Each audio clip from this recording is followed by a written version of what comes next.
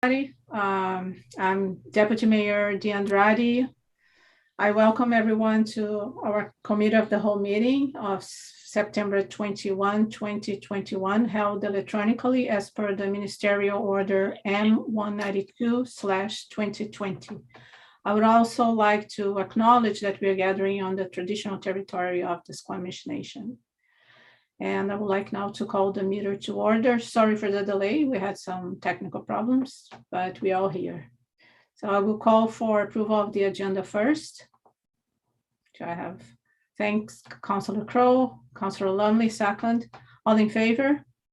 Oh, sorry, my mistake. I didn't see Councilor Ledwig, please.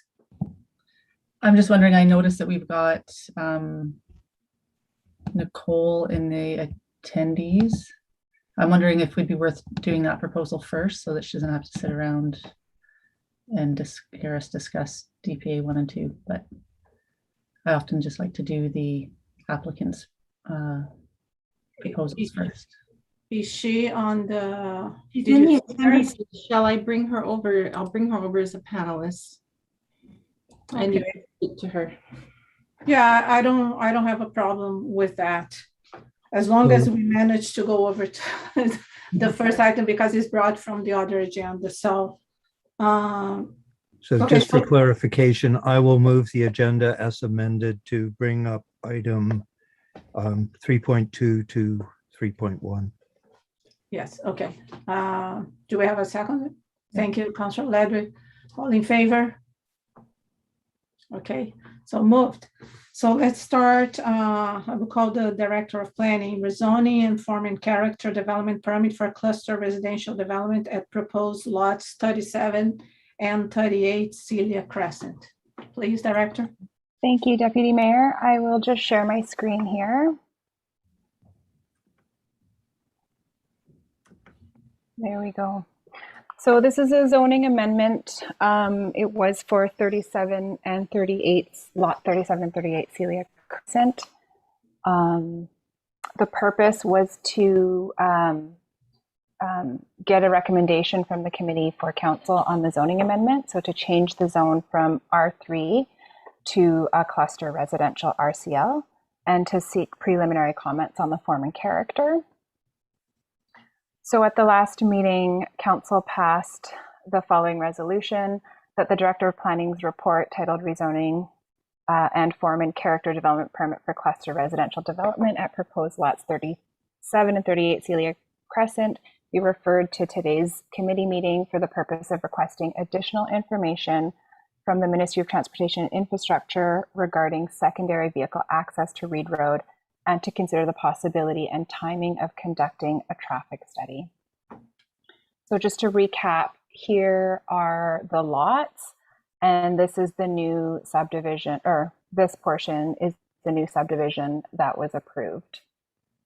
This is part of the final phase of the Parkland subdivision, which began in 2008. And the two lots outlined in yellow were to undergo this rezoning application for cluster residential with an intention to put in some higher density, more affordable homes. And when speaking about affordability in this instance, it's relative to the cost of single family dwelling properties or duplex properties. So this would be a townhouse development. This was the proposal. So 10 new buildings on both lots 37 and 38. So there would be 20 units on lot 38 and 18 units on lot 37 for a total of 38 units. Here are some images of the past proposals and where we are today. So the first image to the far left shows the original neighborhood concept plan, and it shows how the subdivision was intended to be laid out and where the cluster residential development would be. From the concept, we've got this middle drawing here, which was the subdivision proposal that was drafted in 2007. And what I've done is I've highlighted the cluster lots or the lots that were intended for cluster development. And as you can see on the far right, this is the current lot layout and the current zoning. So the developers rezoned some large lot residential and some cottage residential, and they've also got this cluster residential in here. And the intention was to have a little bit of a different layout to have more cluster. But what they did is, instead of bringing it up, they've got single family units here. They've got duplexes fronting this or along the edges of the development. And then they were going to put cluster in the middle. So Ministry of Transportation comments. So in 2008, in February 2008, before the zoning amendment and OCP amendment for this neighborhood development, the ministry had to approve the change. And at that time, they provided a letter to the town with preliminary approval, and it was subject to a number of conditions, including a traffic study and including no access to Reed Road. So what I've pulled out is number 4 here. It says all access shall be provided via internal roads so that access onto Reed Road is not required. Applicant to enter into restrictive covenant pursuant to section 219 of the Land Title Act to be registered against the proposed lots in favor of the ministry to establish the condition that no direct access to Reed Road shall be permitted. So that was a condition of the rezoning and OCP amendment for lots 31 and 32.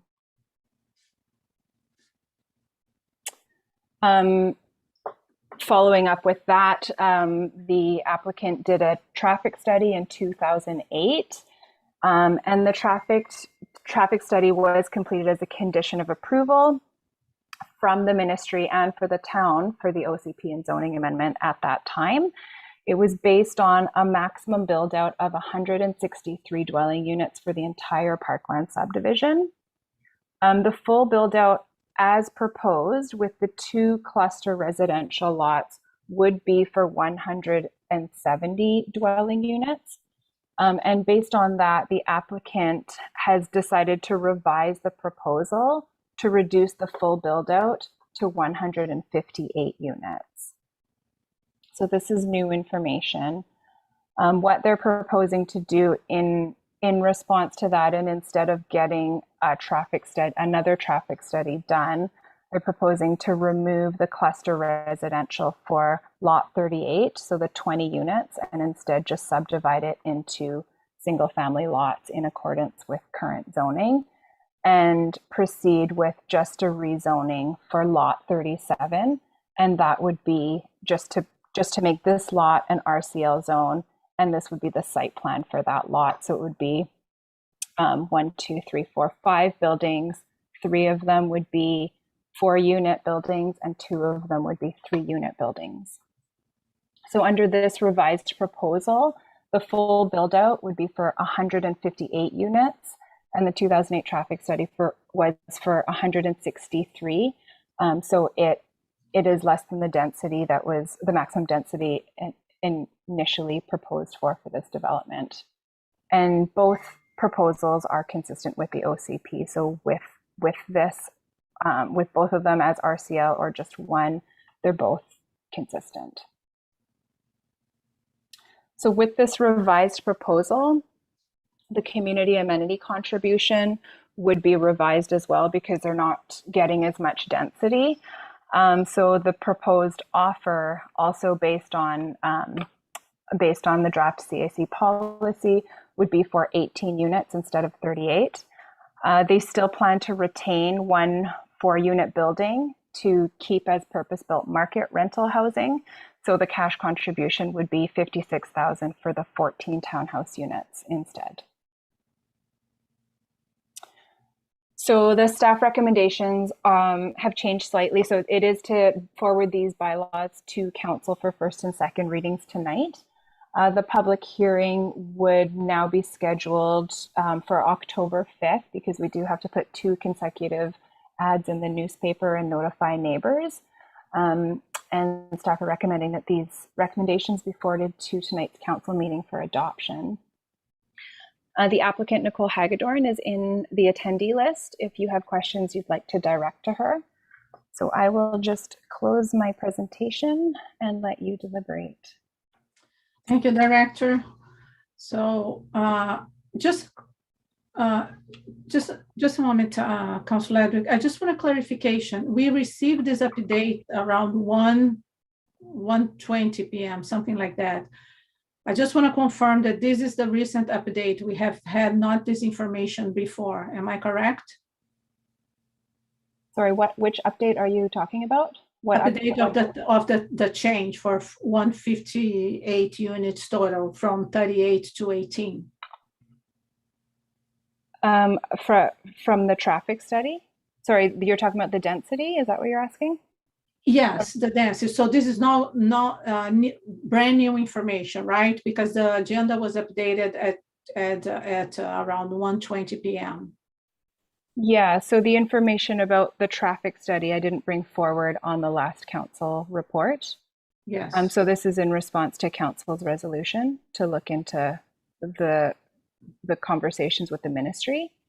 The maximum build out for 163 dwelling units was reviewed previously by the town. And the full build out as proposed, as initially proposed for the 170, that is new. We hadn't counted that full number yet.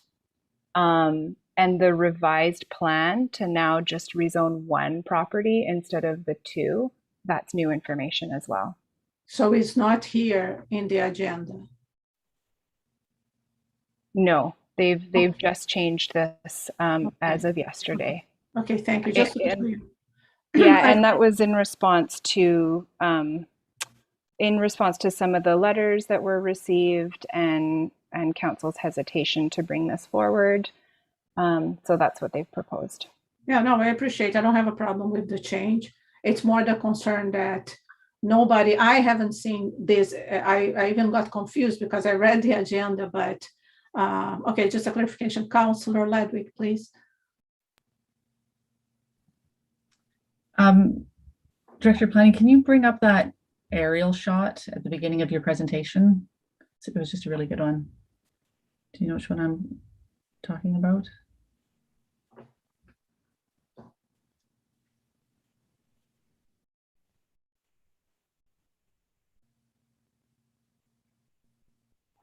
Sorry, I didn't realize I was on mute. The first picture? Yeah, it's a good image. I don't think it was in your presentation last time. This one? Yeah, and so then I mean, so far obviously I support where this is going. I mean, how can you argue with the fact that it was approved in the past for 163, if I understand correctly, and now they're bringing their density down to 158 in response to our concerns and the community's concerns. So obviously, if that's the direction they want to go, then, you know, it's hard to take issue with that. That's great. I just have to ask Nicole if it's okay. Just a question as to why. I don't understand, like, that road to Reed. Like, if anything, I was willing to back them up and talk to Modi about applying a little, like, not pressure or influence, but saying, hey, why can't we put a road through there? Like, the road goes right through. Why wouldn't we want that? And keep the townhouses as part of their proposal, because like we've said and recognized in the past, we need that type of housing in Gibsons. But I mean, either way, I mean, I support what they're proposing. If this is the direction they want to take, then so be it. It just seems to me like the road is right there. It seems like it would be easier to almost just ask Modi to let us use it rather than change the whole development plan. But anyways, if Nicole, I mean, I'd just be curious why the change. Thank you. Councilor Nicole, do you have anything to say? Well, I think, hi, can you hear me? Hi. Yeah. Sorry, I'm just driving. I think Leslie Ann was quite clear that they were pretty stringent back in the day, and that there would be no access to Reed Road at that time. It was a contingent of all the previous phases being built. So would I love their road to be there? Absolutely. But I think it's pretty straightforward that they were just like, no. So, and Leslie Ann, do you want to follow up with that, or? Yeah, sure. I mean, it was a condition of approval of the zoning and OCP amendment initially. So they had to put a covenant on those two properties to make sure there was no access to Reed Road. So that was the condition of approval from the ministry. Right. Yeah, I mean, it's just, to me, I look at these things and I think, well, you know, it was over 20 years ago, and sometimes opinions can change, and sometimes an influential letter from the local government can help change that. I was just curious. I mean, if this is a direction people want to take, then so be it. But you know, I felt like from a community standpoint, we all would have benefited from an access point, and maybe a little persuasion from us might have helped the ministry change their mind. But maybe not. You know, I just was interested in having that conversation with them. But regardless, if this is the direction that Nicole wants to take, then that's fine. Thank you, Councillor. Councillor Crow, please. Thank you. Thank you. Just a couple of points of clarification. The origin, and this is sort of history, I believe the original number of homes that was permitted in the site was actually quite a bit more than the 170. And then after the traffic study was done, it was reduced. So, and just one other thing, there is an egress out of this sort of area, is there not? It's just that there isn't entry. It's not a regular, you know, road as sort of Trower Lane is. Is that correct, Director of Planning? Yeah, there is an emergency access up here. So Can you see my mouse? yeah, so it's not, the concern that was originally raised with this concept was that it was about in a bottle, and it really isn't. There is an emergency route in the event that something were to happen. Just on another note, following our last council meeting, as part of our UBCM scheduled meetings with ministers, I met with Modi. And I expressed concern to the minister that with some of the decisions they've made in the past, it is, you know, onerously restricting community development and actually potentially robbing the community of much needed affordable and rental housing. And, you know, I went sort of out of my way to make them aware of the fact that, you know, this is, you know, not being able to have the dialogue not happening in a timely manner, and the impact it's having on communities. You know, from the dialogue we had with respect to Reed Road and everything that's going on, you know, they sort of have a case that they're trying to reduce the number of access points onto it because it is a fairly heavily traveled road, and every time you create an access point, you're reducing the speed on the road. So, but the point was raised. And I certainly, you know, commend the developer, the way they've adjusted their plans to meet the requirements of the traffic study. So I'd certainly support this as proposed. Thank you, Councilor Crow. Yeah, I agree. I'm really pleased, you know, because the residents have expressed a lot of concerns with the density. So I think this is a very good direction. I would like just to express one concern I have with, because there's, I believe one of the recommendations is that it goes to the meeting tonight for first and second reading. I have just one concern because basically nobody had the opportunity to see this. The residents who have, actually we got already letters with regard to this development, people concerned. And I feel hesitant that we are just moving quickly for approval without, because there's no even an agenda now that nobody can show. So how does the committee feels?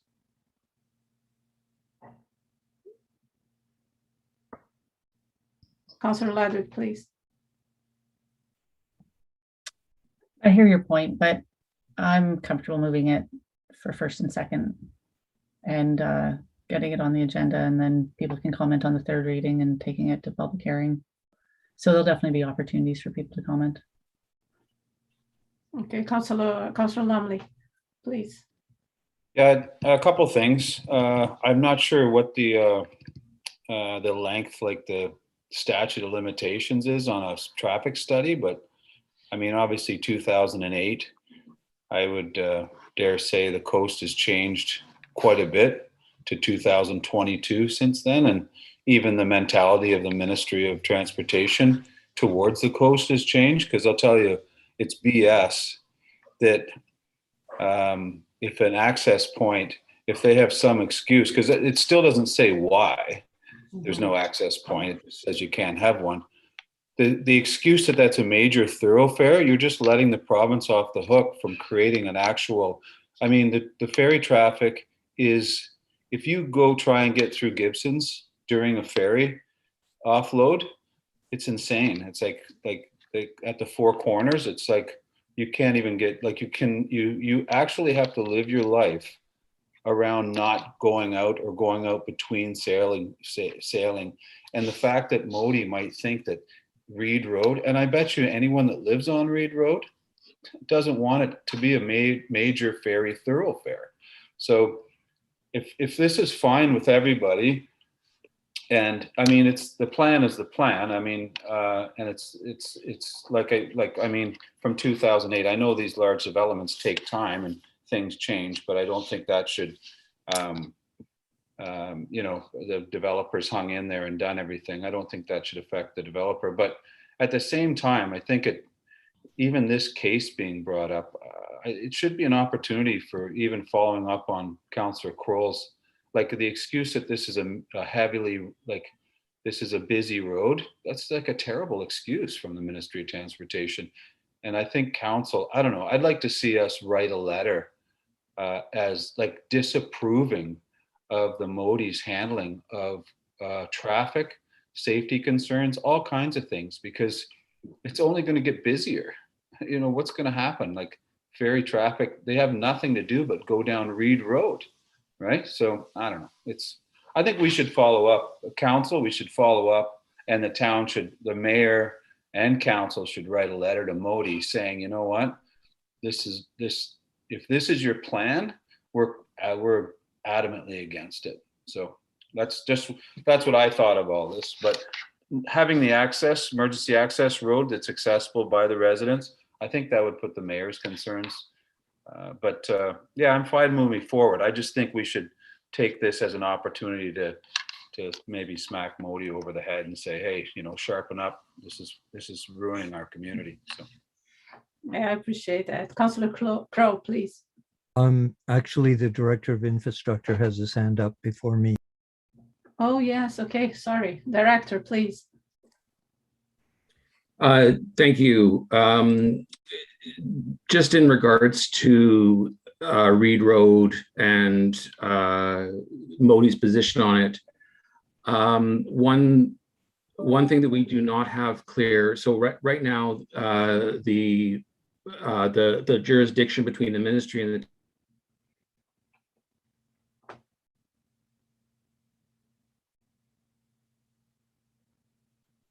Uh-oh.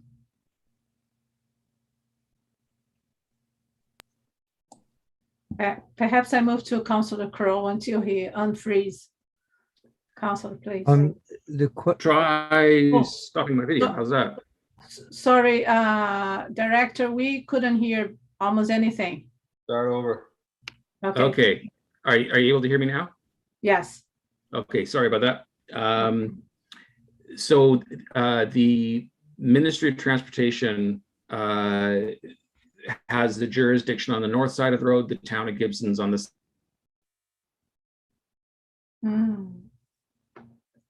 Did I lose? Oh, it's being interrupted. Your connection is no good. I'm sorry. Okay, I will text my point to somebody else and they can try and relay it. And you want to go to Councillor Kroll.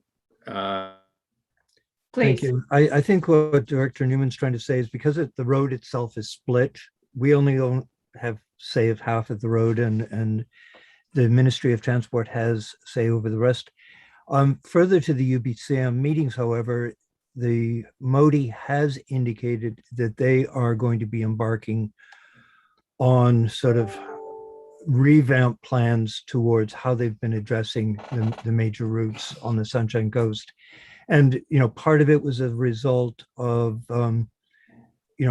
our input and also from the District of Seashelt, because there's major issues at Chapman Creek, at Davis Bay, climate change, road flooded several times a year, access and one thing and another.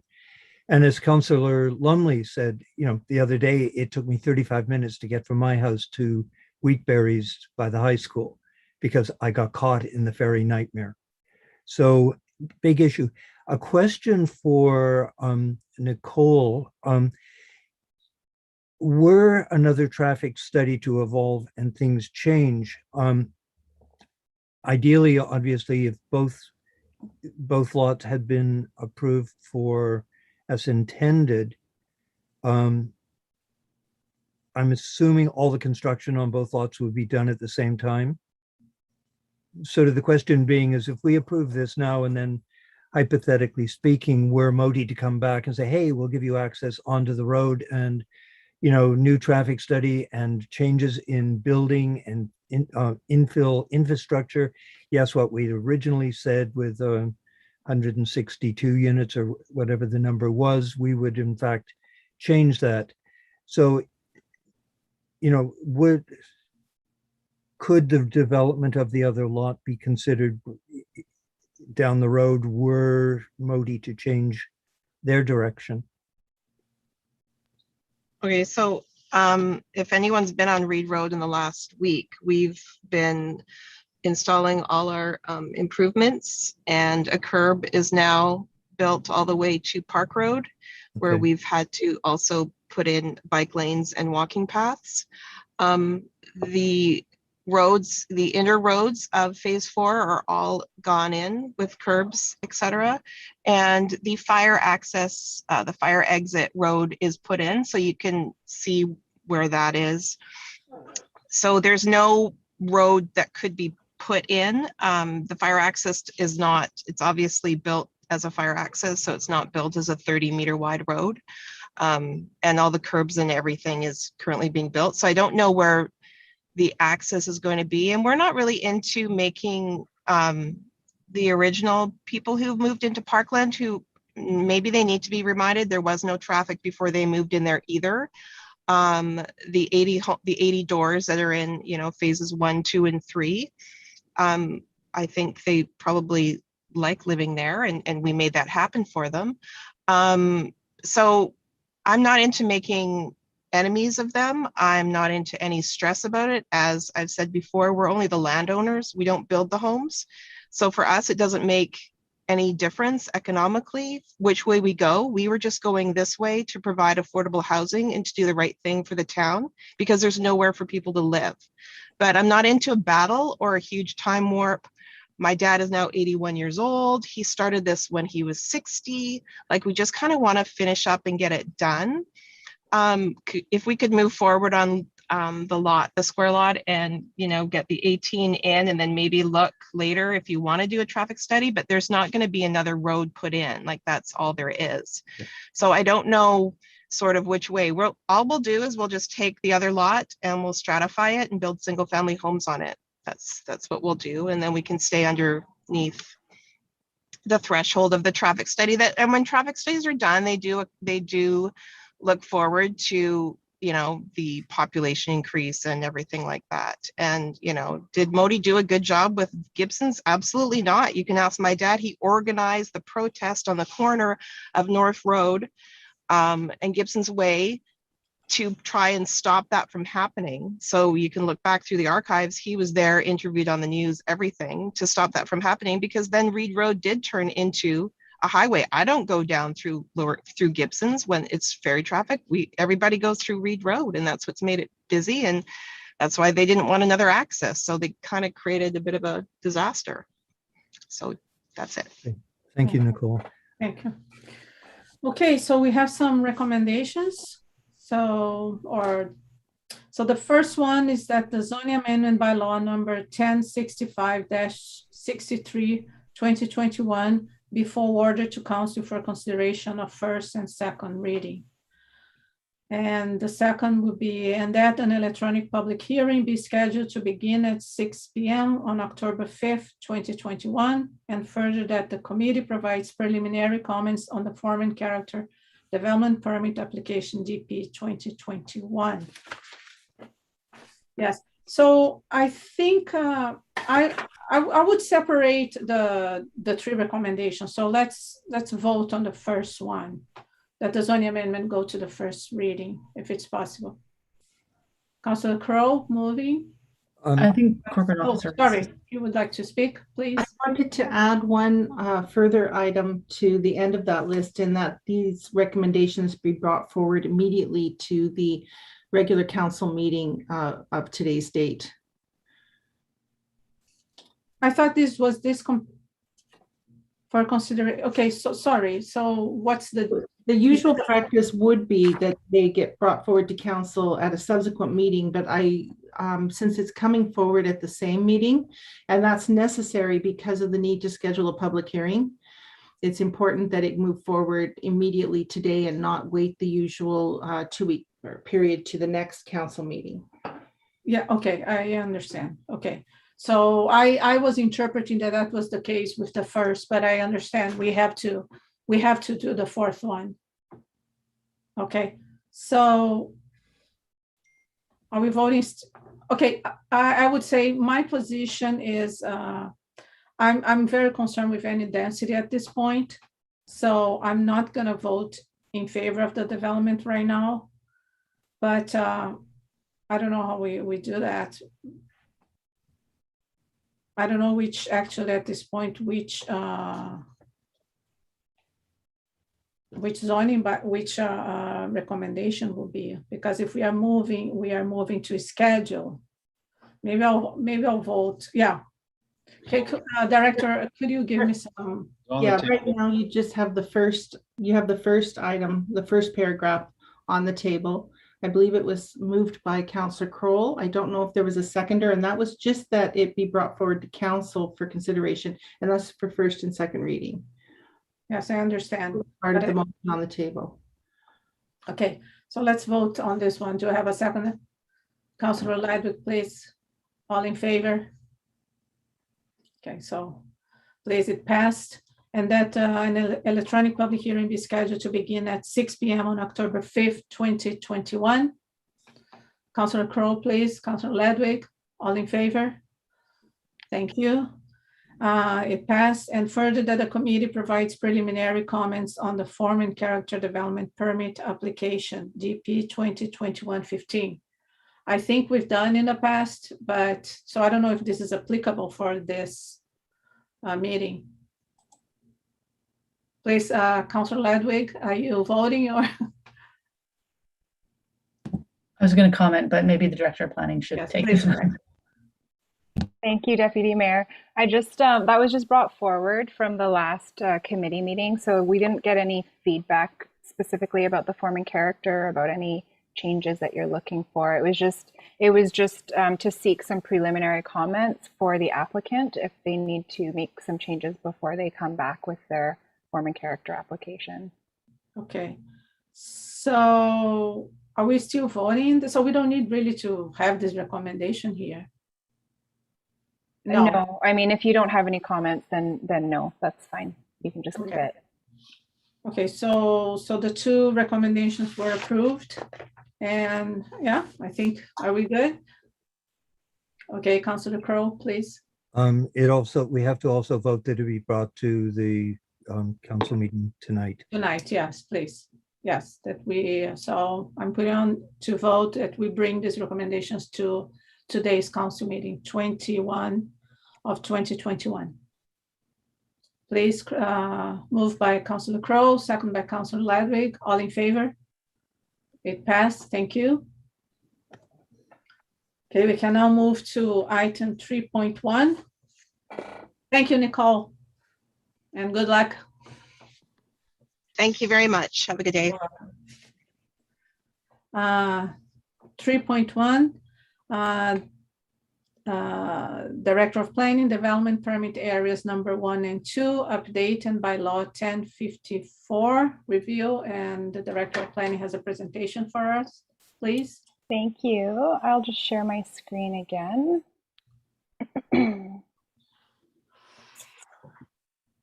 Okay, so council passed the following motions. The first, or the resolutions. The first is that a consultant be hired to prepare a request for proposal and report back to council regarding the cost and work plan for a review of DPA 1 and 2. That the term significant enhancement be defined in the Town of Gibsons Development Permit Delegation Authority bylaw number 1054 by July 20th. And that a planning lawyer be hired to review the delegation authority bylaw. So this is reported back in a few different, well, in sections in the staff report. So first of all, the development permit area number 1 update. So any development permit area update would be an OCP update. What the report outlines is the scope of work for the geotech update. So that would include project management. So we'd hire consultants, they'd manage the project, facilitate some meetings in-house between staff and the consultant and the experts. They would do the desktop study, so review of air photos of LiDAR and the past geotechnical reports. They would do some site reconnaissance, so that would include site visits and field reports. Then they would draft the DPA update. So they would update the mapping, identify any new potential polygons of geotechnically hazardous areas, and then update the text in the development permit area to bring it up to standard. And they would write a geotechnical report to support that work.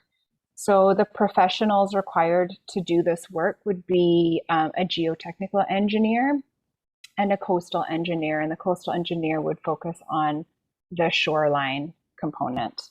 So the budget that has been pre-approved by council is $60,000. This budget does not include public consultation. So if there would be any consultation, that would be an added budget line item. So for an OCP update for development permit area number 2, that would be the environmental component. The scope of work is very similar to geotech. So it would be a desktop study of the current identified environmental protection areas or environmentally sensitive areas. There would be a field review to ground truth these areas, a review of mapping and updates to the mapping, and then update to the development permit area text and a final report to support that. We've got 4 environmentally sensitive development permit areas. So we've got environmentally sensitive lands in the Gospel Rock area. That includes forested lands, wildlife corridors, and wetlands. We've also got areas that have been identified for sites of possible petroleum contamination on the shoreline. We've also got environmentally sensitive lands related to riparian areas by creeks. And we have environmentally sensitive marine shore areas and eelgrass beds. So the professionals required to complete this type of work would typically be a biologist, could be multiple biologists because the specializations differ. So we need specializations in fisheries, marine shores, wildlife, contamination, forestry, and eelgrass. So sometimes it might be a forester as well if we're looking at the forestry component. The budget approved, we don't have a budget for this project, so there's no money allocated for doing this work in 2021. We do have a budget for an OCP update in 2023, and the intention was to wrap this into that 2023 OCP update. But to do this work, based on the feedback we received, it's going to be about $25,000 to update the DPA number 2. Okay, so the next part of this report talks about significant enhancement and what it means. So council basically asked to define significant enhancement in bylaw 1054. So bylaw 1054 delegates the decision-making power to the Director of Planning for development permits issued under development permit area number 1, so that's geotechnical, DPA number 2 is environmental, and DPA number 9, which is the aquifer permit, and areas in which signage for commercial, industrial, and multifamily residential development is being authorized, except in cases where the development permit is being applied for retroactively and where significant enhancement is being proposed by the environmental professional. So that's where the significant enhancement question is coming into play. What we know is significant enhancement is tied to a development permit, and it is proposed by an environmental professional. What we don't know is why an environmental professional would propose it, because it's not reflected in the DPA guidelines. So the assumption here is that it is for habitat compensation. So under the DPA guidelines, there is no reference to significant enhancement anywhere. However, under the environmental DPA, so under DPA 2, in the riparian and marine shore guidelines, the guidelines expressly contemplate that an environmental professional might be recommending the provision of compensatory habitat, which could be considered a type of enhancement, and which therefore could be the purpose of this reference in this delegation bylaw. Such enhancement would be recommended by the environmental professional, and the Director of Planning would need to evaluate whether an enhancement proposed by an environmental professional is significant in order to determine whether the exception to the delegation applies. So this is a subjective judgment that Council has entrusted to the Director of Planning.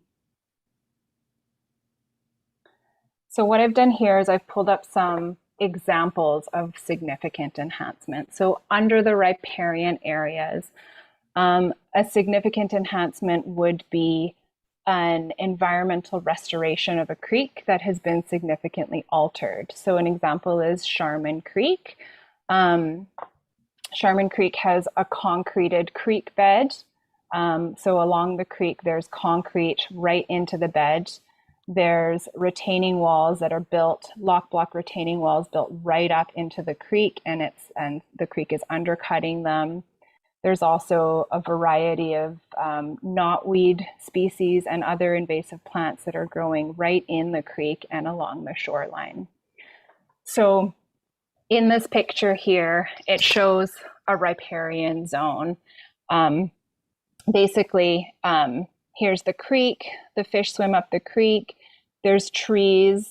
The trees provide shading and cooling for the water and the fish.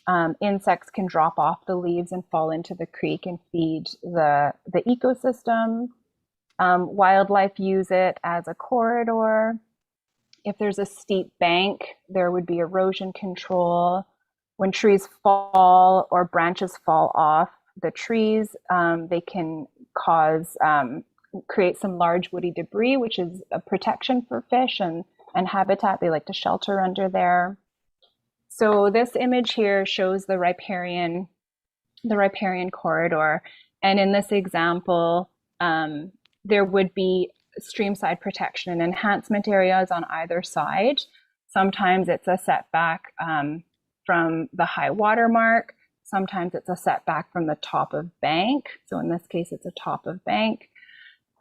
So an example for Sharman Creek would be to remove the concreted bed, excavate the invasive plants, so excavate the knotweed species that are growing in the creek, and restoring the creek to or close to its original natural state to significantly improve or significantly enhance that ecosystem. So that's one example. The intention of the riparian development permit area is to protect fish habitat and wildlife corridors. So this development permit area aims to restrict activities within the riparian area for the purpose of habitat protection and the maintenance of the long-term health of the waterway. Under this DPA, the town registers a natural state covenant to restrict development within an identified streamside protection and enhancement area. And that streamside protection and enhancement area is identified by a qualified environmental professional. So a QEP, a qualified environmental professional, may hold a number of different designations. So they could be an agrologist, it could be an applied technologist or technician. Mostly we get professional biologists. Sometimes we get professional engineers or foresters. Could be a professional geoscientist or a registered forest technologist.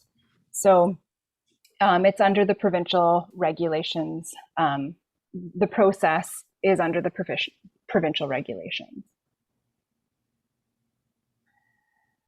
So another area is the marine shoreline area, and the intention of the marine shore area development permit area is to protect significant fish habitat. So disturbance and alteration of the near shore subtidal seabed and the intertidal zone and the adjacent backshore upland areas, including removal of upland vegetation, can result in significant environmental adverse effects. So therefore, this development permit area intends to create an undisturbed natural leaf strip along the shoreline. This is tricky to implement because a lot of Gibsons already has a disturbed shoreline with the town's infrastructure along the seawalk, with lock block retaining walls along many shoreline areas. But when a lock block retaining wall gets dislodged, in a severe storm event or something like that, it's the town's opportunity to improve the area by implementing these measures, because a property owner would have to come in and get a development permit area to meet our standard. So it's typically implemented when someone creates new riprap or updates their retaining structures to protect their upland property. So under the we've also got the eelgrass bed development permit area, and that's intended to protect eelgrass from development in the foreshore. So this picture here is a picture of eelgrass, and an example of a significant enhancement under the marine shore area development permit area would be removal of the seawalk, for example, or removal of shoreline hardening. So the retaining walls, the boat launches that are existing on the shoreline, or the concrete stairs, or removal of infrastructure along the marine shoreline and restoring the shoreline to its natural state, widening the foreshore area, planting native vegetation, and improving the shoreline marine and fish ecosystems.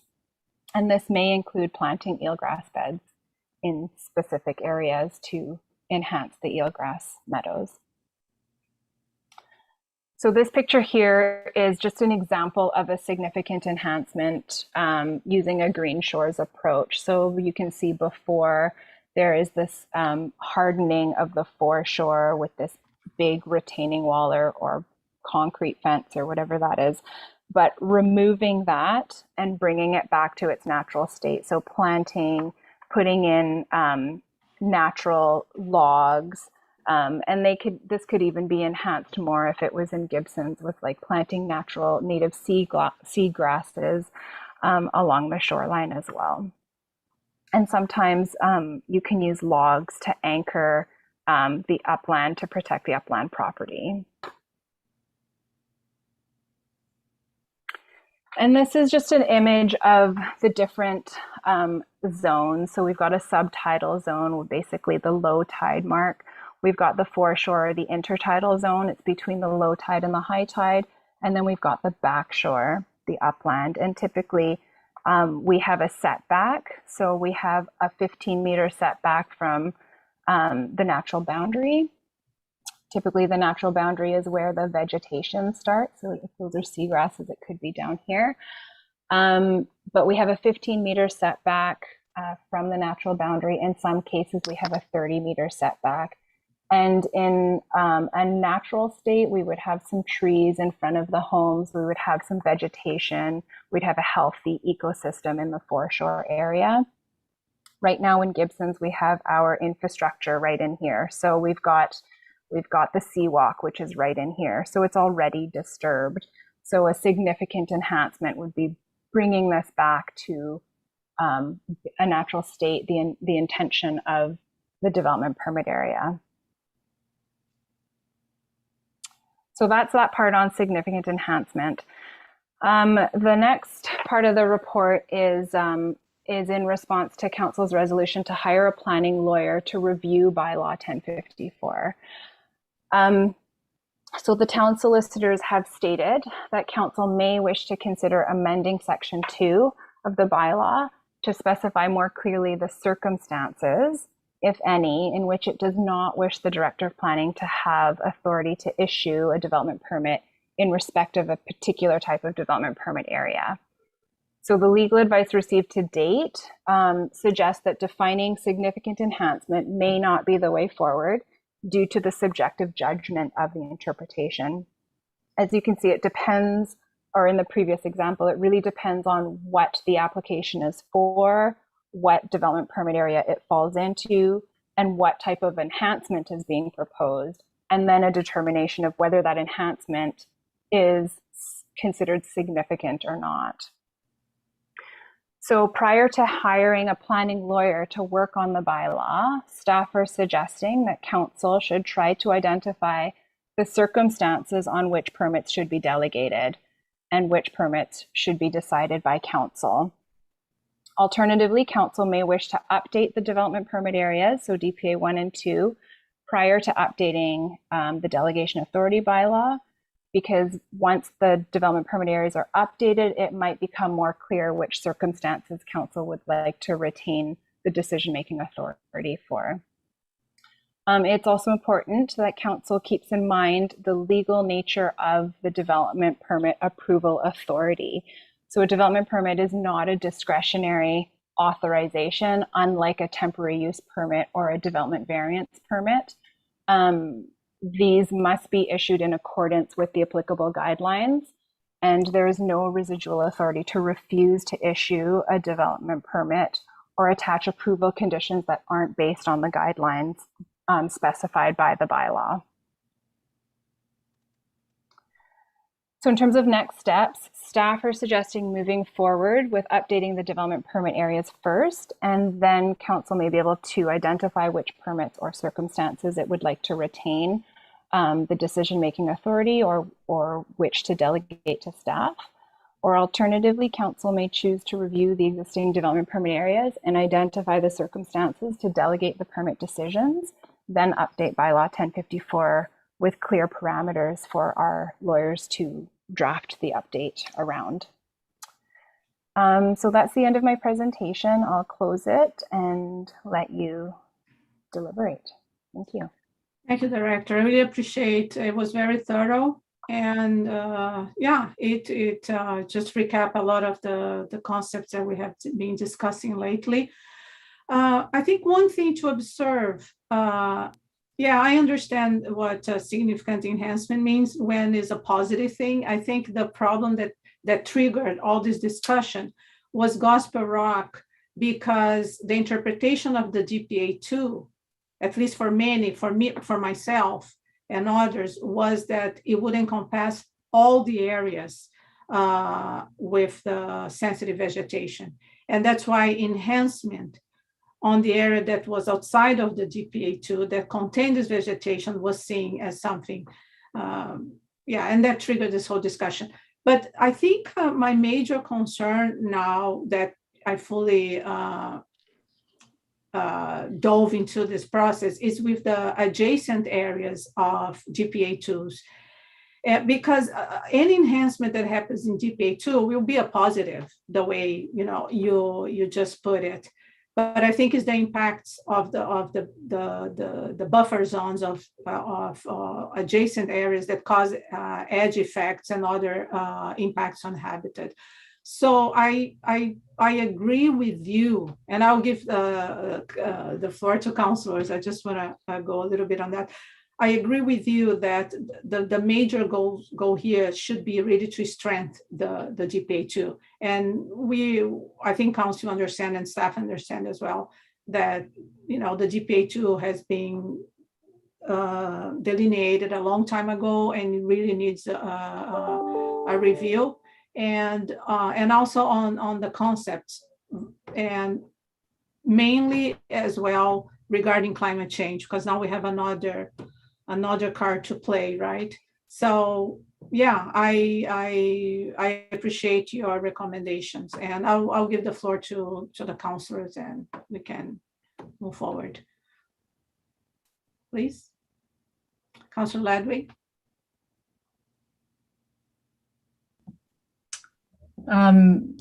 Yeah, so I think it was me that originally asked to have the significant enhancement definition further defined. And now, having heard the Director of Planning's thoughts on what it was intended to mean, I even feel more strongly that it should just be scrapped from the bylaw, because it's confusing in my mind. I mean, I understand what you're saying, Director of Planning, but it just makes it even more confusing for me, because I think, like Councillor DeAndrade, thought of significant enhancement as being for human use, like i.e. a negative, not an improvement of a habitat. And to me, I find it odd that the bylaw would ask that the delegation go to council when significant enhancement is being recommended, because that's improving habitat. And from a risk assessment perspective, that's low risk. Why does it have to come to council for that if it's a low risk activity? What's a high risk activity is when the environment's being impacted. And that's when it should come to council, not when it's being improved. So I find that sort of whole logic, not that I'm not disagreeing with Director of Planning, it just further strengthens my thought that this should be scrapped from the bylaw, because it's just doesn't make sense. From my perspective, and I don't know if we have to vote or decide on which of the recommendations we're going to follow, but from my perspective, simply put, I think the delegation should stay with the Director of Planning, unless there comes a point when, after the Director of Planning has negotiated with the developer to mitigate the impacts of a development to every extent they possibly can as they're refining the project, when it gets to a point where no mitigation measures can be applied, and habitat compensation is required to offset the impact because mitigation isn't going to do the trick, then that's when it needs to come to council, because then it's a political decision. From a sustainability standpoint, there's 3 prongs in sustainability. There's the economy, there's social, and there's the environment. And that's when politicians have to make the decision, what's going to outweigh here in this development proposal? Are we going to, is it worth letting go of the environment because it provides so much social and economic benefit that we're going to accept the environmental loss? Or is the environmental loss too significant here, and politically we're going to walk away from the economic and social benefit of this project? To me, that's a political decision, and that's when it should come back to council for vote. But it's only under these kind of extreme circumstances. The rest of the time, I think the Director of Planning should have the authority. I appreciate your feedback, Councillor. I think it makes sense. I think when it comes to a bigger project, it's good to have coming to council regardless, even if it's a positive thing, because, I think the public has a chance to also participate into this. So, but I would like to hear other councillors, and yeah, I also have something to say about it. Please, Councillor Crowe. Thank you.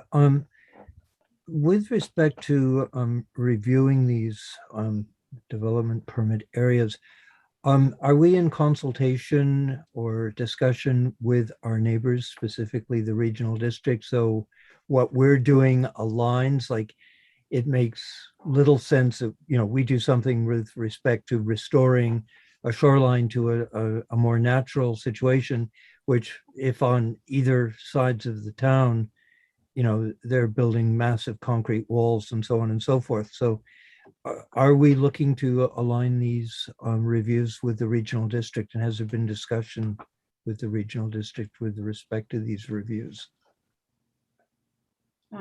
Director of Planning, would you like to give a shot? Thank you. The regional district did implement the Green Shores approach many years ago. I want to say 2009 or 2010. And it is a best practice. So when we update, and we actually already have that approach in our development permit area as well. So we are aligned in that we're working towards best practices. We hire a professional, or the applicant has to hire a registered professional to prepare a report to support the proposal. So in that sense, we are constantly relying on the best practice for approval or recommended support from the professional, whether it's a geotechnical engineer or an environmental professional or a forester. But we do have different, we lay out our development permit areas a little bit differently than the regional district, but the intention is the same. Typically, the professionals will want to break up the development permit areas into categories such as, marine shorelines or steep slopes or ravines because of the landslip hazard, or rockfall areas. So we might, when we update our geotech, we might follow the same direction as the regional district for regional consistency. But yeah, I mean, in the end, when we get a report from a professional, it will be a professional in good standing when they write the report. So it would be up to date in that sense. Thank you. Councilor Crowe, would you like to? Just in follow up, it was just, my concern was that, the policies between the town and the regional district and the asks and requirements of the policies, that they sort of align, that they're not, the district's asking for one thing and we're asking for something else within the same category. So that was my concern, that the consultation is there, and that when they're being reviewed, that we ensure that they align properly. So thank you. Thank you. Okay, so Councilor Lumley, please. A couple of comments. Like, when I read this, I mean, obviously, I think Councilor Ladwig kind of said what was on my mind. There's one thing I don't want to do as the planner. I didn't go to school to become a planner, so I don't want to do the planner's job. That's for sure. I think that's why we have a planner.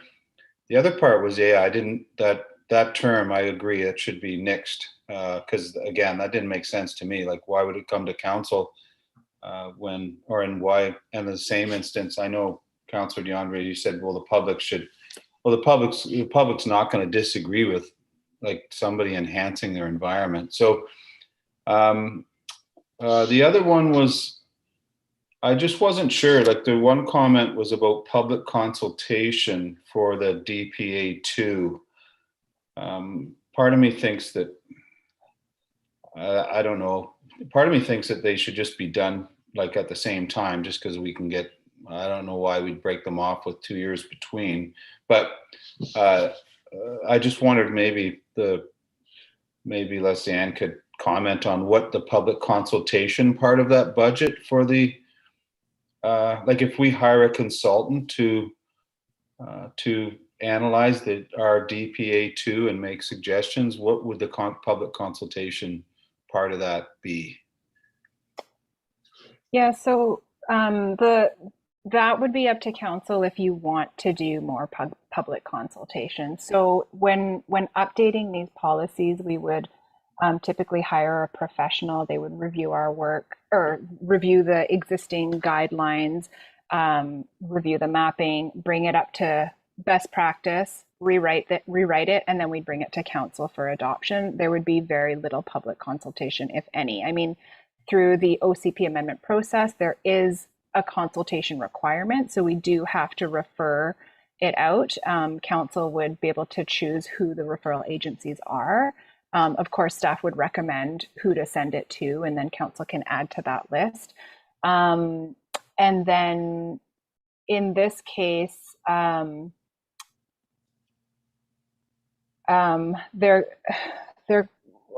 I have to check the legislation to see about the public hearing for something like this. But we would basically follow the legislated consultation process. Anything above and beyond that, if you wanted to hold a public information meeting about it, or send out a newsletter to residents to let everybody know that we're updating our development permit areas. Any kind of consultation like that is above and beyond what's required, and that's what we haven't allocated a budget for. Okay, thank you, Director. I would like to step back and just go back to the beginning of the report. So the report talks that on May 18, actually, the council directed staff to hire a consultant, right, to prepare a request for proposal for a review of DPA 1 and 2, and report back to council regarding the cost and work plan for a review. So my first question is, I understand that request for proposal has not been prepared for DPA 2, but has it been prepared for DPA 1? No, so the RFP has not been prepared for either of them. The intention is to seek some direction from council. If you want to approve a budget for DPA number 2, then we could draft that RFP together for DPA 1 and 2. But I put a halt on moving the DPA 1 project forward until after this discussion. Okay, I appreciate that. So I found interesting, why does the DPA 1, the review includes meetings and project management, but the review of DPA 2 does not? Yeah, that's a good question. I think that's what we got back from the professional when they broke down their cost allocation. We didn't get as detailed a proposal from the environmental professional, so it wasn't included, but there will be a component of meetings anyway with staff and the consultant who's doing the work. Okay, so what I would like committee, it's to authorize the $25,000 so we can develop the RFP, and then we bring the RFP to council, to the committee again, so we can look at before we approve. I really would like to be involved. I would like to see the RFP for both DPAs. I think it is important, especially because this will go to a public hearing. This involves an OCP amendment. I think the more it's discussed here in this public platform, I think is better. So I would like to move that we approve the 25.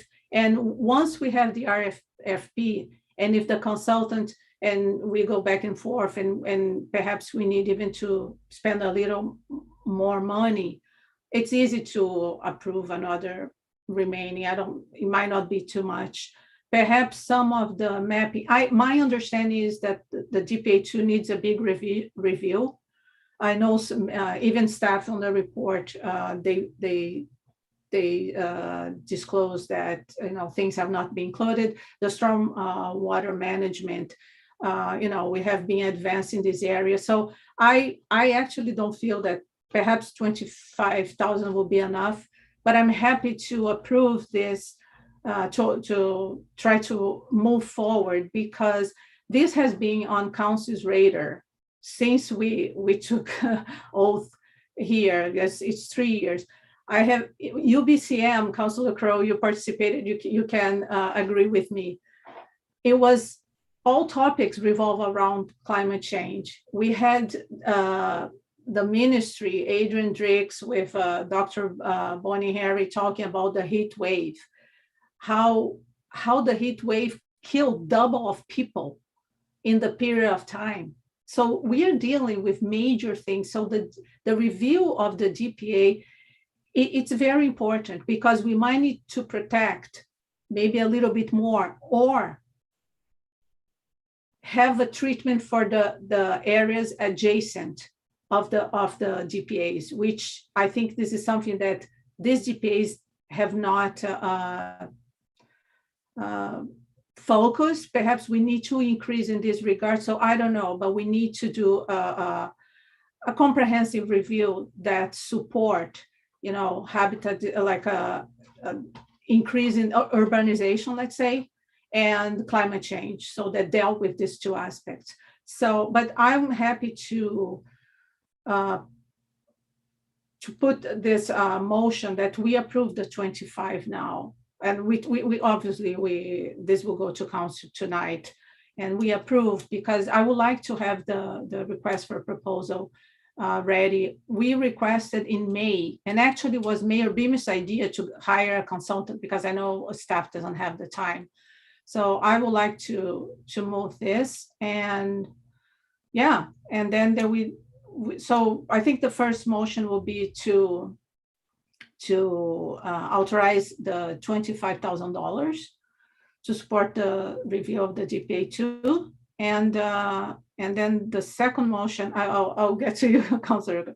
And the second motion will do that we engage a consultant to do the RFP, and then it brings back to the committee.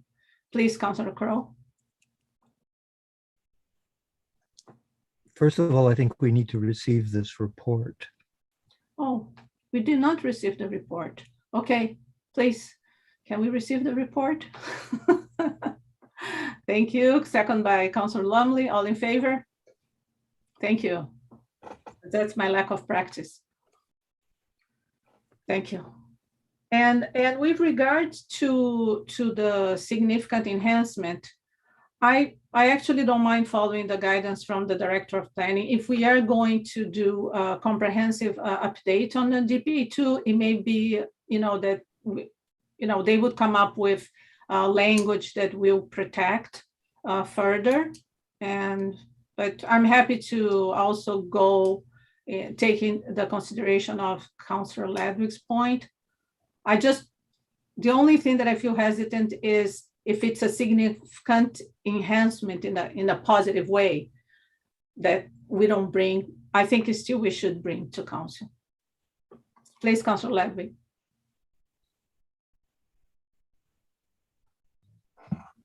Sorry, I saw the Director of Planning. Maybe you should take her comment because she might have a comment. Please, Director of Planning. Thank you.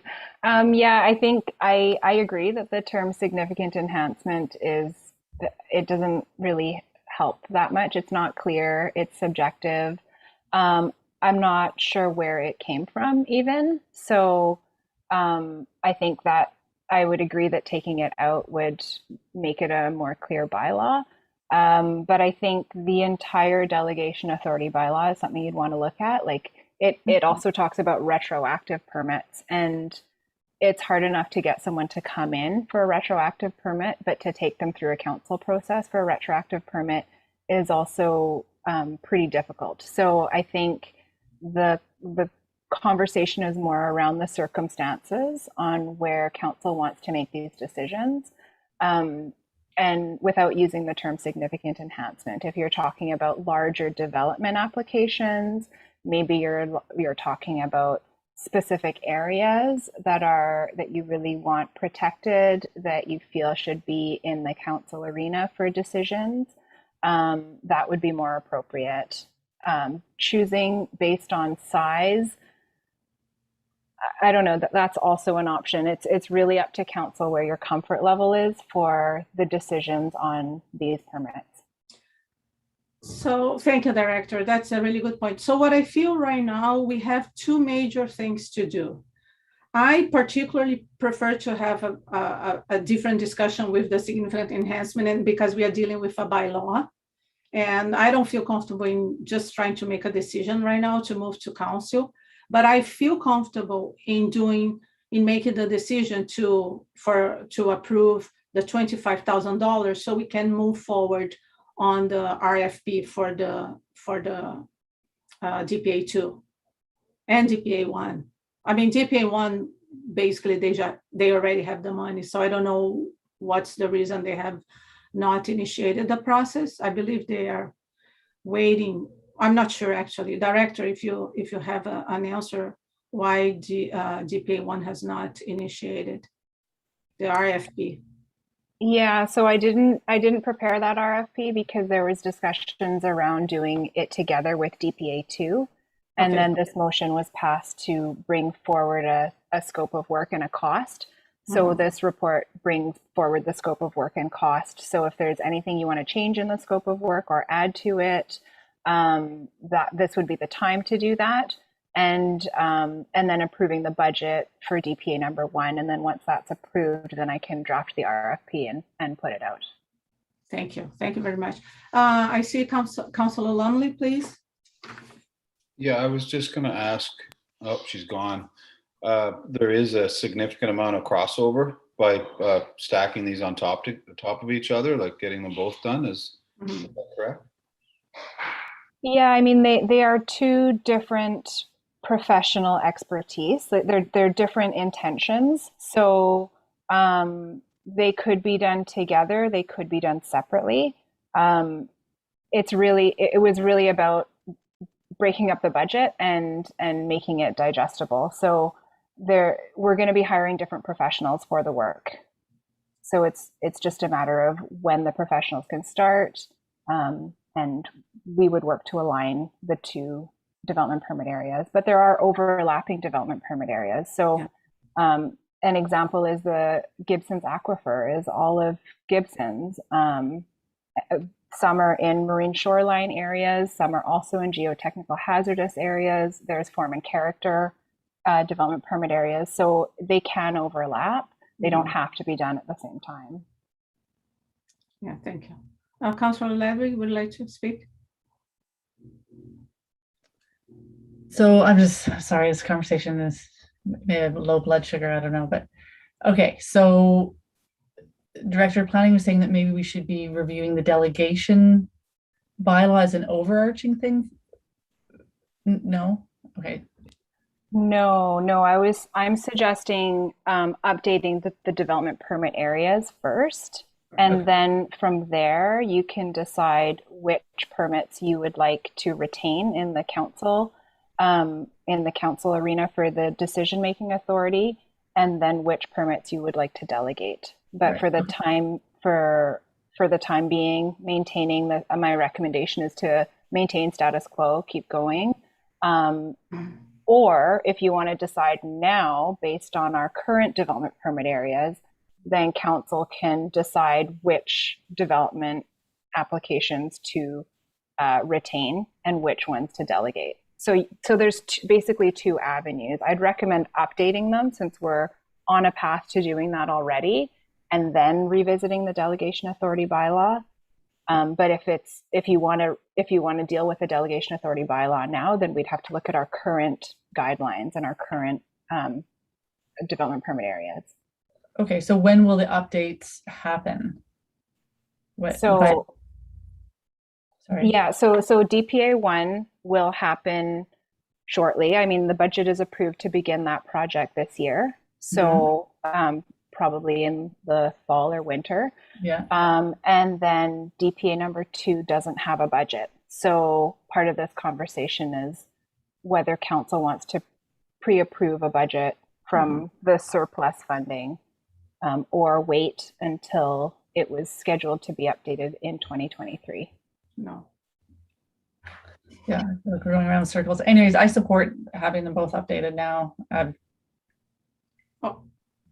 Okay. My only issue, Councilor Ledwig, is because it's already 4:30. We still have another item, and I think this is a bigger discussion. So I particularly would prefer. I'm okay with the Director of Planning recommendation to move forward to the DPA's update, and after. Then we gotta have a better idea what is really that we need. But I'm okay if you want to have this discussion, but I just don't think we can have this discussion today, like with the bylaw in terms of what to cut, and so because we won't be able to, we will have to bump the other item, or at least what I would. Okay, I'll make a suggestion. I would like to separate these two items. So what I would like to move is that council authorize the use of $25,000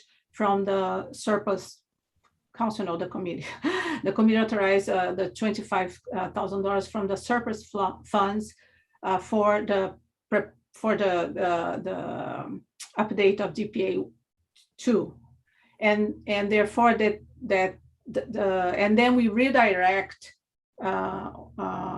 staff to prepare the request for proposals, and that the request for proposal is brought back to the committee for discussion and approval.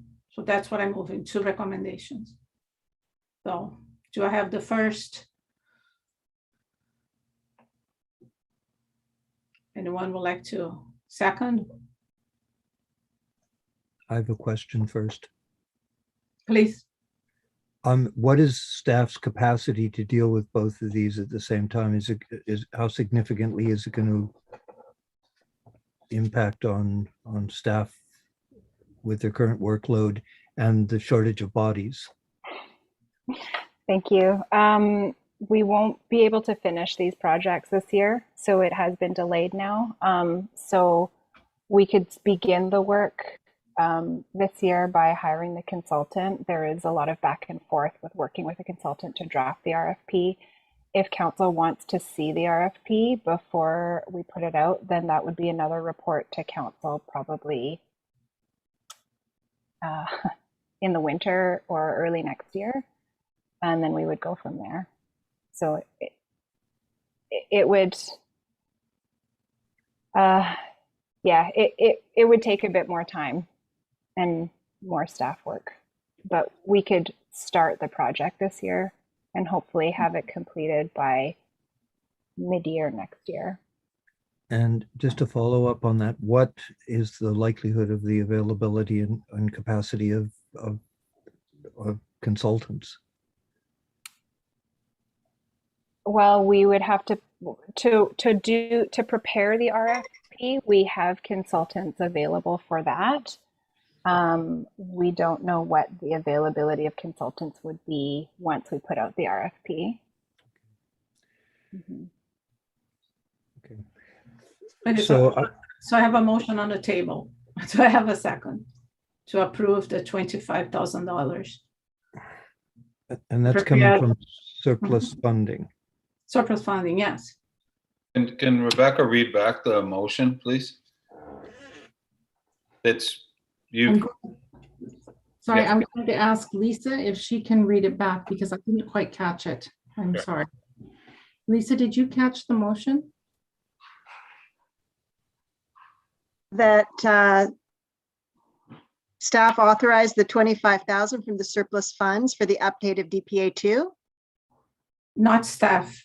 Oh, that 25,000 from surplus funds be authorized Yes, be authorized. Yes, please. Thank you, Lisa. for the review of DPA 2? And the second, okay, we are doing the first motion. So do I have a second? Sorry, Councillor Ledwig would like to speak first, please. I would just like to know what the impact of allocating those funds to this particular project is. Like, we're just pulling 25K out and what does that mean is not going to get done? Or do you know what I mean? Like, I know that we're kind of talking about having a work planning session coming up pretty soon. And, you know, we've just received a survey from the consultant we've hired for our workshop coming up, where we're talking about kind of what finishing strong this term and what priorities are what projects are our priority. Don't get me wrong, I do support this and I'm leaning towards it. I feel like I'd kind of like to have that, like, Well, this. Councillor, we can wait to see the priorities. I think this is on the priority for 3 years. At least in my agenda, it is. I know it is on yours. I know it is. You know, and I'm very concerned if the environment is the major issue, right? I mean, the impact climate change, we need to be strong in this area. There's no economy without a healthy environment. There's no society, healthy society, people. So I think we need to look at seriously, and I think that's the time. And the $25,000 won't even be enough, but I would like to move with the RFP. And once we have the RFP, then we can budget. Exactly, that will be the budget. And that's what I'm more concerned, because perhaps a more comprehensive evaluation of the state of our environment will be maybe a little bit more expensive, but we will be prepared because we're going to be going to budget. I just cannot, in my opinion, I don't think we should defer this anymore. Okay, then maybe it would help me if I could hear from the director of finance, like what fund would this come out of? How big is that fund? Please, director. Thank you. The source would be accumulated surplus, and this is the operating surplus for the general fund. The current balance right now is just over $1 million. And so this would be a new funding request on top of what was already planned for the 2021 work plan for the town. And so this would, I guess the consequence of taking funds out of the accumulated surplus is that fund is, the goal of that fund is to cover unexpected costs from an operating point of view. But there are sufficient funds there. And so that's the source. So there's no project is being dropped from a funding perspective for this. It would be additional funding that council would be approving. That doesn't address the work plan question, if you had a question about that, though. Thank you, Director. Councillor Crowe? Oh, sorry. Councillor Ledwig was responding, but she was on mute. Oh. So. Okay, sorry. Okay, Councillor Ledwig. Thank you, sorry. So sorry, Director of Finance. So how much of that million had we allocated for the budget? None. Well, actually, this year, this fund really is our savings account, and the purpose of the fund is to either in situations like this where council wants to fund something that hadn't been planned originally at this time. But the goal of this fund is really, it's to provide funds for operating. And if we found that the general fund, we had an unexpected situation where we needed to pull reserves to continue operating, that's what really this fund is intended for. We do, though, use surplus funding for projects similar to this because these projects can be are usually funded from taxation. And that's where excess taxation theoretically usually goes if it hasn't been spent. So. Okay, great. Thank you. That was really helpful. Councillor Crowe? Thank you, Director. Sorry. I would certainly support the $25,000 being approved right now, but what I would do is make it conditional that a budget line for the 2022 budget be included to replace the costs from reserves. Because, if every time, something is done and we need to dip into reserves, suddenly we're going to have no reserves, and that's going to be a bigger tax burden if something big happens. So I'll certainly approve it on the condition that a budget line is added to the 2021 or 2022 budget to recover these costs. Yeah. Because the 60,000 was a budget line that we did approve. So it doesn't make sense to dip into reserves for one and tax for the other. They need to both be taxed.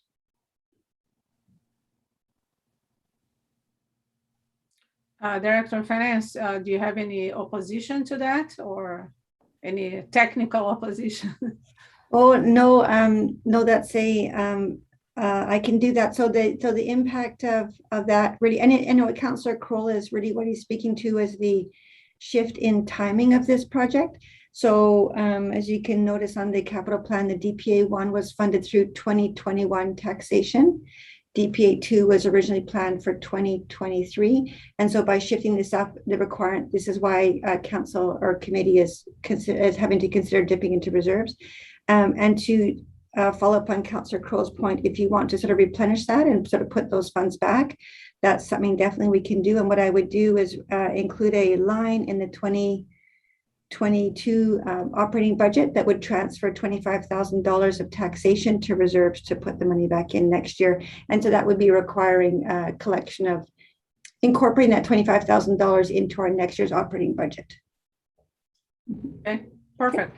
Yeah, I agree. I just think it's important to bring this project because by the time we're gonna have the review, it's still gonna this is just RFP, and then we can perhaps even approve next year for the next budget. Okay, so we have the first motion now. Okay, we haven't voted, right? So we don't David? need to unvote. We can just put a new motion. Am I correct, corporate officer? You didn't actually, I don't think, have a motion seconded. I think there was, Yes. it was moved but not seconded. So now is a good time Okay. to change it. Councilor Lumley, Second. So the motion reads right now, and thank you to Director of Planning, that $25,000 of surplus funding be authorized to fund the DPA2 update project to begin in 2021. with, and then there's the second condition to, Well, I think the Director of Finance is just going to do it, right? I don't know. Do we have to? It's such a small amount, right? I don't think Yeah, the that's- council has to like vote on.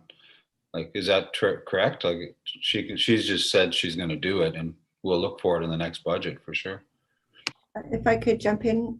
yes, Deputy Mayor, it would help for clarity that council, once council adopts a motion, recommendation that is in there. So the phrasing could be something, and a corporate officer can help me out here, would be, and that the $25,000 be incorporated into the 2022 budget to replenish the reserve amount used $25,000 be incorporated into the, into the 2022 budget to replenish the reserve, the accumulated surplus. to replenish the reserve, Accumulated surplus. accumulated surplus. Mhm. okay. Thank Yeah, I you. appreciate that. I appreciate that. I would not have come up with that language on my own, so I appreciate that. And So we have a motion, we have a second. Do we need more discussion? Okay, can I call for approval? Okay, Councilor Lumley? Thank you. Okay, it's approved. Whew. So, okay, so the second motion is that we prioritize the hiring of a consultant to prepare the RFP for the DPA2 review and the report brought back to the committee. oh, I'm hoping you can do that again. Okay, no problem. The council directs staff to prioritize the hiring of a consultant to prepare the RFP for DPA2.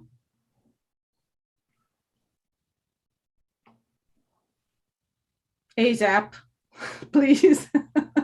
As soon as possible. The RFP is not too much of a big deal in this regard. And I know the staff has already talked to some consultant. And then the RFP is brought back to the committee for final approval or whatever.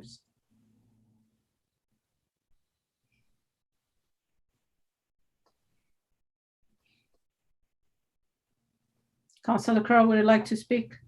Yes, from the way you phrased that, I assume you have talked to staff that they have the capacity to deal with this ASAP. Oh, no, I'm saying, okay, that doesn't need to be on the motion. I'm just asking because they have already discussed with the consultant. This is not the review per se. This is just the creation of the RFP. It's not, we're not talking about the review right now. Yeah, but that Oh. was to my earlier concern of staff's capacity to suddenly, draft the requirements of another RFP. Well, I would like to hear from them when it's feasible. I mean, this is just, we're just in the discussion right now in the committee. And Director of Planning, could you provide some clarity, realistically, but. Yeah, I think I can start working on this in the fourth quarter. So I can start the work, working with the consultant to draft that RFP. Hopefully it doesn't take too long to draft it, but a lot of the legwork is bringing it back to council, adjusting it if there is a scope of work that you don't, or that you want to include. Mhm. But to streamline the process, we wouldn't bring the RFP back to council. You would identify the scope of work at this point, and then we could just proceed with the work. But that extra step to bring it back, to review the scope of work, to refine it a little bit more, potentially change it, that's what takes a lot of time. Okay.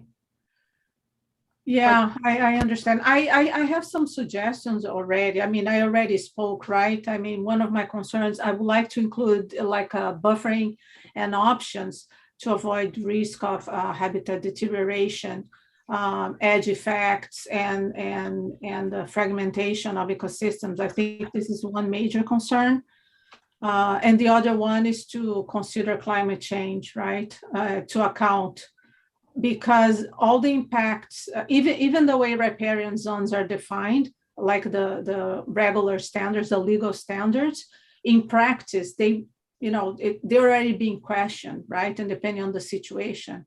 And so I think it's important that everything in this RFP look at the climate change impact in every single possible way. Heat waves is another major thing. So we need to have more care with our protected areas, in this case, the DPAs. But yeah, so I would assume that, you will be bringing, and the fourth quarter, it will be feasible. And then we can have a good idea how much the project will cost and be part of the budgeting process. Thank you. Rebecca, please. Yes, thank you. I shortened your motion a little bit, and I want to be sure that it doesn't alter it substantially in a way that's unacceptable to you. I have that council directs staff to hire a consultant to prepare the RFP for DPA 2. I took out as soon as possible, and that the RFP be brought back to council for approval, or committee of the whole. Sorry, not council. Be brought back to committee of the whole. Okay. Is that it? Yes. I wouldn't mind putting a timeline, like on the last quarter. Director of Planning, do you think is okay? How do you feel about that? Thank you, Deputy Mayor. I think if you know exactly what you want to include in the RFP now, I think now is a great time to pass a motion to include those comments about edge effect and climate change. Then we can throw that into this project at the onset and get a consultant to include those conditions in the RFP. Then we don't have to bring it back to council for another discussion, and we can just begin that project. So that is a way to streamline the process. But if you... okay, it's just for time. For example, we have 15 minutes, and it's just for timing. Because, for example, I think the type of biologist, it would be important to have someone with experience in delineating the fish habitat and terrestrial habitat. Not only, sometimes people do specific research, but the delineation in this case is very important. So that's one aspect that I consider that would be very important. I think, like I said, include buffering and options to avoid risk of habitat deterioration, edge effects, and the fragmentation of ecosystems. Account for climate change, and we can go a little bit deeper. And I think another thing that I particularly would like to see is that the report also provide adaptation management strategies for DPA2 and adjacent areas. And I think this is a tricky one because the DPA2 cannot, how to say, what's the terminology? Sorry, you cannot legislate the areas outside, but that's my concern with this DPA2, whether it has to be expanded and zoned differently, right? In two different areas, one more stringent than the other, but that's my concern. How do we do? Because what happens in Gospel Rock, if you think about it, we got a protected area and we did a clear cut outside the protected area. you don't do this if you're protecting an area, because now it was created like a huge edge effect, huge habitat impact. So these are the kind of legislation that I'm looking for in this DPA. Perhaps we have to extend the zone of the DPA to include that. And yeah, and finally, I would like to ensure that the mapping is not only provide the map on paper, but the GPS, the coordinates be updated too, because I think that was one of the issues that we had with the Gospel Rock DPA too, if I may. So hopefully you captured this. I can write down, if you're more comfortable, I can write down this to you. But and I feel that I would still like to see the DPA too coming back to the committee. Councilor Crowe, please. I was just going to suggest that, you know, this motion has grown immensely, and that maybe the components for the content of the RFP come out of the workshop, where everyone can participate and have a little time to reflect on it. Because at this point, all we were dealing today was receiving a report, and it's grown exponentially from that. And I think in all fairness, it'd be nice to have a little time to reflect on, you know, if we're asking staff to do this and include stuff in the RFP, doing it at the fly 5 minutes before a meeting's to be adjourned, I don't think it doesn't give staff, in all fairness to them, you know, guidelines and participation from everyone on council. Oh, well, I thought that that the director already had discussed with a consultant and they had already framed, and I'm including a few things, but that's fair enough. Could we bring this to the next committee of the whole? I don't think a workshop, we have a series of workshops. I don't think we have the time to discuss that. Thank you, Director of Planning. Thank you, Deputy Mayor. So for what it's worth, we do rely on the professionals to bring the development permit up to best management practice and up to standard. There is already a buffer for all the riparian areas. The Gospel Rock area, the intention maybe wasn't shown appropriately. It could have had a wider, it could have been a wider development permit area to encompass the entire Block 7 and a larger area. It didn't do that, so that could be something that could be approached in this DPA update. But at this point, I would suggest not getting so deep into the details, because we are going to be hiring professionals. They are going to be suggesting recommended updates. And before it even gets adopted, it will come to council. So it is an OCP amendment. So you will see it before you adopt it. And if you're not comfortable with it, or you want the area to be broadened, or you want a larger buffer or anything like that, there is time to do that.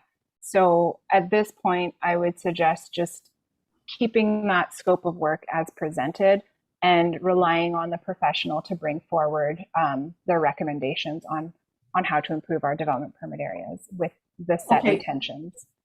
Okay, well, I would like just to be clear. I'm not talking about the final project. I'm talking about the RFP. Can we bring back? Yeah, that's what so we don't have to have this big discussion. We can have this discussion when the RFP, because the consultant might include all of this and will be, but I would like the opportunity to look at that. So is this what it's the goal? You discuss with the consultant, and I believe you have already previous discussions, and you bring back to the committee of the whole, right, for final approval? Yes. Okay, yeah. I appreciate that. Yeah, I mean, Director of Finance might be able to remind me what that limit is, but for a $60,000 project, we would bring that to council for approval.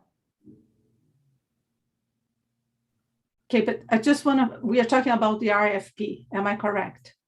So there not the is full- a procurement limit. So if it's under a certain amount of money, we would just we would put out an RFP, follow our process, hire a professional to proceed with the work. And yeah, it depends on that budget limit. So sometimes we wouldn't involve council if it was a smaller budget. I don't know if 25,000 falls under that. It doesn't. Well, it budget. doesn't matter. We can all, but we are making a motion just to bring back to the committee. That's fine. Yeah. Okay. Sorry, Council Ledwig has waved before. Council Ledwig, please. I think you just wrapped up what I was going to say. Like, Director of Planning can go away and work on this RFP. You can assist them if this is important. Either way, then it can come back to the committee. We can all look at it and be happy with it. Thank you. Okay. Councilor Lumley. It's gonna come back so we can look at the RFP.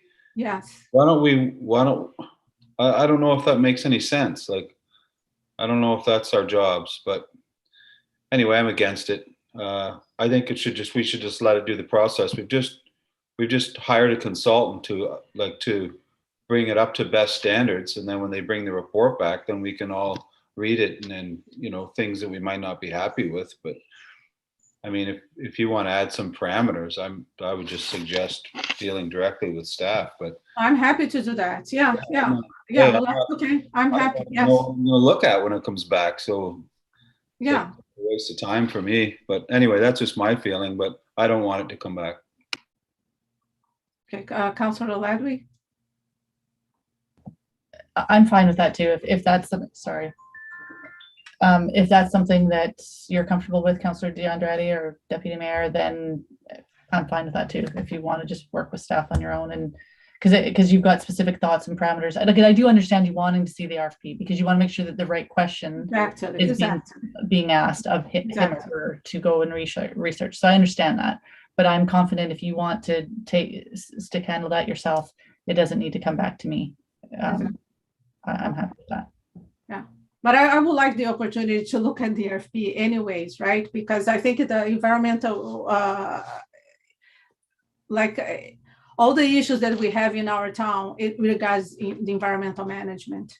We basically don't have all the things we had. So I think it's important that, I feel comfortable. This is an area that I have some expertise and I have been, focused on that. So I would like to see this moving forward.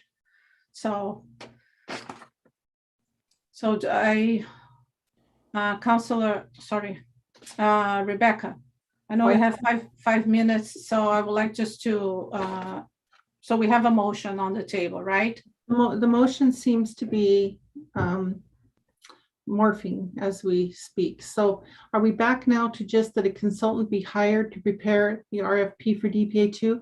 We've removed that it come back to council, or I would like to come back to, and I'll provide staff with what I would like to see, but I would like to, or at least have some confidence that what I propose has been taken into consideration. That's it. That's why I'm bringing back. I got that, but I'm confused because some of the other members of council were saying they didn't want to see it come back. They were content to let you work with staff, but without it coming before the committee again. So if everyone, I mean, just let her, I guess let's let her make a motion. We've talked about this for so long, I can't even, I've lost the feeling in my feet. Okay. Okay. If the committee is happy that I work with staff, I can work with staff, but I would like somehow some feedback that this has been taken into consideration. That's what it is. So from staff. So I'm saying this publicly. So perhaps if the committee doesn't want to see this at the committee, the RFP coming back, that's fine. It would somehow speed up the process, but I would like the confidence that at least if I propose something that staff doesn't feel appropriate, that has been a discussion about that. Perhaps just between me, it doesn't matter at this point. Mark, would you like to say something? Yeah, I think Thanks, just Director. hearing what I here for the discussion. I think the council is authorizing you to work with staff on the RFP. However, from my point of view, the only way it needs to come back to council if the terms of reference have expanded to such a point that the $25,000 is no longer sufficient. Okay. Yeah, So fine. it would need to And then we come, bring to come within council. that dollar parameter. Okay, perfect. Perfect. Okay. So Rebecca, did you capture? With that said, then I've removed that it come back before the committee of the whole. So the motion now is very brief. It simply says that a consultant be hired to prepare the RFP for DPA 2. Yes, and then I don't know, do we need a motion that I will be sending feedback to staff? No. Do we? Okay, perfect. So Councillor Ledwig? No, I'll step out of it if everyone's happy. I was going to say, you could say, and that Councillor DeAndrade is authorized to work with staff on the development of the RFP. Okay, please. Yeah, I like that because then we make it official. And Councillor Ledwig, I know you have expertise as well. You please feel free, and maybe I'll call you. Okay, so do we have a second for a motion? So I move the motion. Okay, Councillor Ledwig, all in favor? Thank you.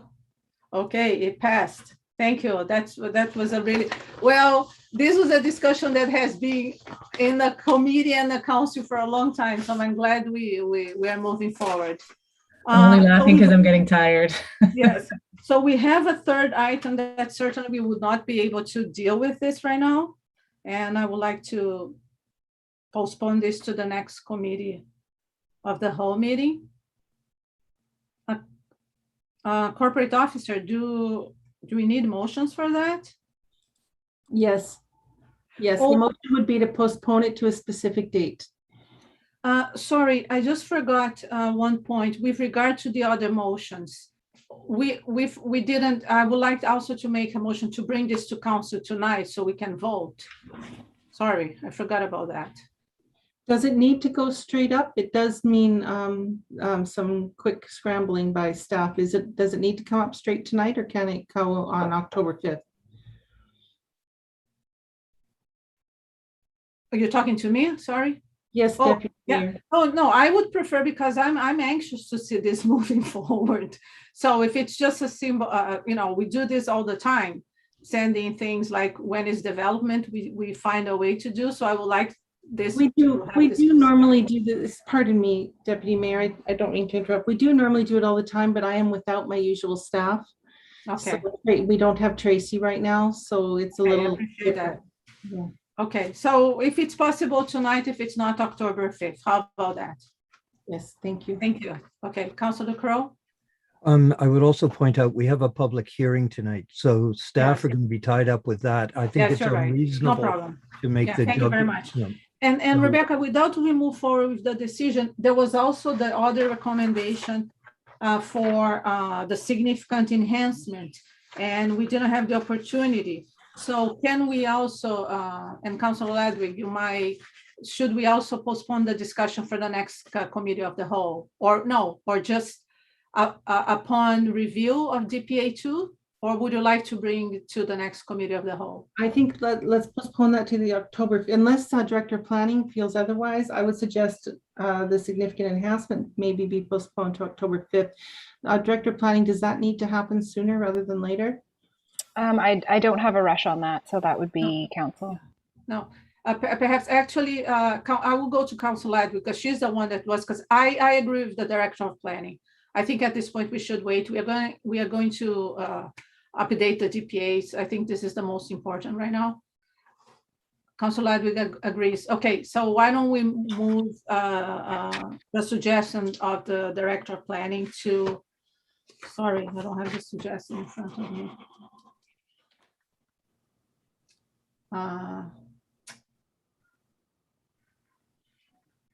Staff suggests moving forward with updating the DPAs first, then council may be able to identify which permits or circumstances it would like to delegate to staff. So does anyone would like to move this? This is the recommendation from staff that is on the report. Can you just read it one more time? What? Yes. Staff suggests moving forward with updating the DPAs first. Then council may be able to identify which permits or circumstances it would like to delegate to staff. So that's to say, we're not doing anything until we update the DPAs. Yeah. What page are you reading from, Councillor DeAndrade? Pardon me? What page were you reading Oh, from? I am reading page 10 of the full package. Thank you. Yeah, thank you. Okay, so it was moved by Councillor Ledwig. I will second. More discussion? Committee? Okay, all in favor? I see. Oh, thank you. Okay, it passed. Whew. Okay, so 501. Rebecca, are you good with the motion? Yes. Yeah, okay. So in regards to 3.3, can we postpone this to do we need a formal postponing, or this is just do we need to vote? You need a motion to postpone that matter to the next October 5th Committee of the Whole meeting. Okay, please. So committee item 3.3, would like to postpone to the next council committee meeting on October 5th. Councillor Crowe moving, Councillor Ledwig second, all in favor? Thank you. And inquiries. I see no hands raised for a question. If anyone has a question, please raise your hand. No, there's no one left in the attendees now. Perfect. So next meeting will be the next regular committee of the whole meeting to be held on Tuesday, October 5th, 2021 at 3 p.m. And now I adjourn the meeting. Thank you very much for the patience, everybody here, but I think it was a big step forward. So I'll see you at 6 p.m. Thank you very much.